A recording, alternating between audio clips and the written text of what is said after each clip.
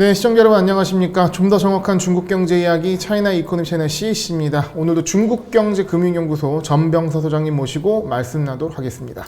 안녕하십니까 소장님. 안녕하세요. 네, 저희 미중전쟁 시리즈 오늘 또 시작해 보도록 하겠습니다. 오늘 주제를 잡아주셨는데요. 굉장히 의미심장한 주제인 것 같습니다. 바이든에 있어서 중국은 왜 중요할까라는 부분인데요. 왜 중요할까요? 키워드는 선거입니다. 선거. 네. 네.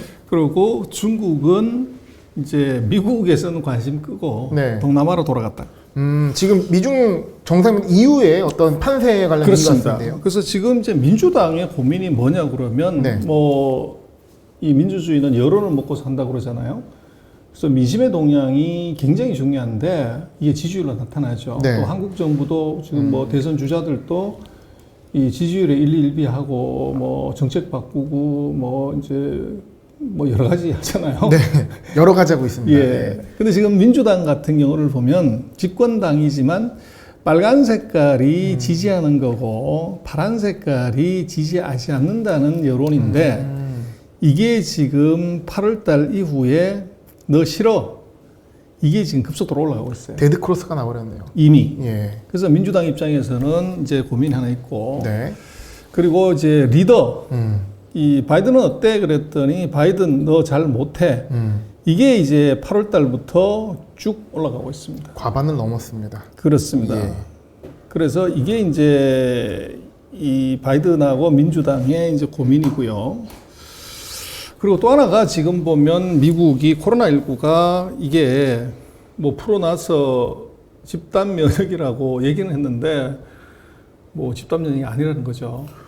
그게 좀 어제 10만 명 지금 일간 확진자 수가 다시 10만 명 단위로 지금 올라온 상황이고 그래서 이게 이제 변이냐 아니면은 또 이제 경제 활동의 정상화 때문에 나타난 자연스러운 현상이냐 하는데 어쨌거나 이게 확진자가 다시 늘어나게 되면 경제 활동에 영향을 주게 돼 있죠. 네. 그래서 지금 한 차례, 두 차례, 세 차례 끝났다고 보고 했는데 이게 다시 위로 산을 그리면 좀 복잡해집니다. 또 우리 한국도 이게 좀 풀어나가지고 좋기는 했지만 거의 4,000명 일간 확진자 그러잖아요. 네.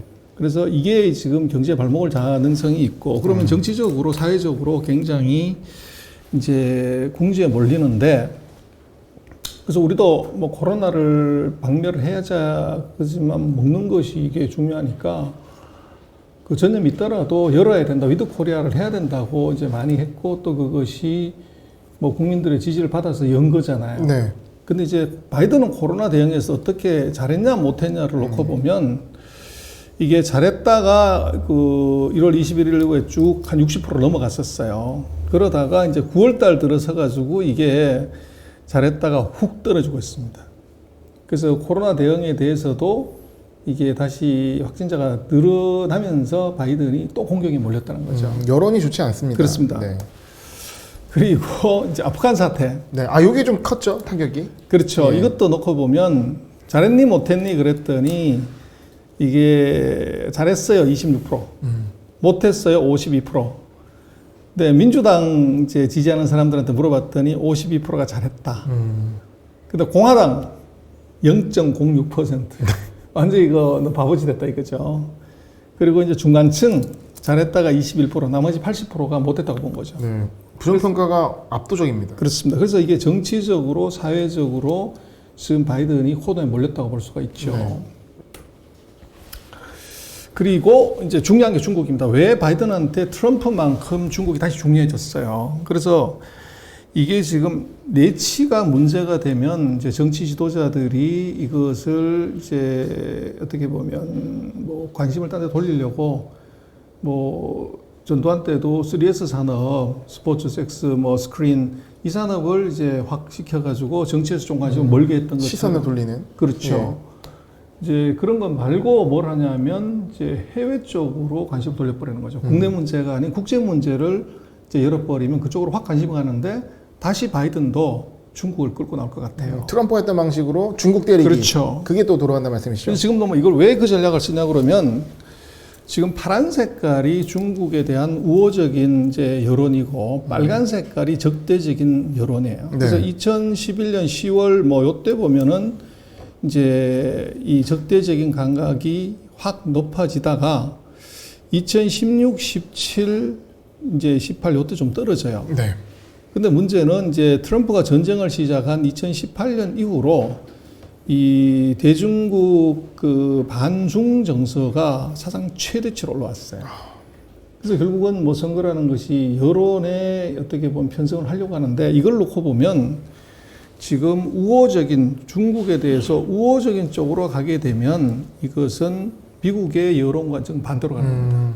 그래서 바이든은 어쩔 수 없이 필연적으로 이것은 중국 대리를 할 수밖에 없다. 네. 그래서 최근에 이제 미중이 정상회담하고 지난 시간에 우리 다뤘지만 굉장히 나쁜 소리 안 하고 우아하게 이제 잘 끝났어요. 네. 그러나 지금 이 상황을 놓고 보면 이게 바이든의 지지율 떨어지고 그리고 여론은 대중국 여론 그 반중 정서가 높기 때문에 바이든은 이쪽으로 무조건 돌아설 수밖에 없다. 그렇게 되면 이제 내년도 같은 경우가 뭐 우리 기대는 두 나라가 잘 합의해가지고 잘 갔으면 좋겠는데 현실적으로는 불가능하다. 네. 그래서 금년보다도 더 피 튀기는 미중의 전쟁이 내년에 기다릴 수밖에 없다. 거기 변수는 선거 벡터가 있고 네. 여론이 나쁘기 때문에 그렇다.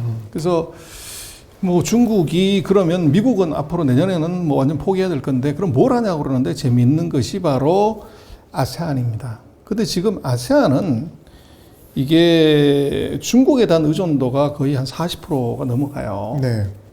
그래서 이 중국이 어떻게 보면 구세주인데 이번 주에 그 아세안하고 협력 30주년 이제 중국이 이 기념식을 했어요. 그래서 이게 기념식해도 아주 싸게 한 게 랜선으로 했기 때문에 네. 30곡이 다 이제 동영상으로 줌으로 들어온 거죠. 그래서 이제 그 리커창이 뭐 인사말하고 뭐 이렇게 하고 있는데 아, 이게 아세안의 그 화상이군요. 예, 그 사진인데요. 보면 요게 중요합니다. 지금 이제 30주년, 이제 아세안하고 30주년 이제 이게 만든 지가 중국과 관계가 되는데 22일 날 인민대회당에서 한 겁니다.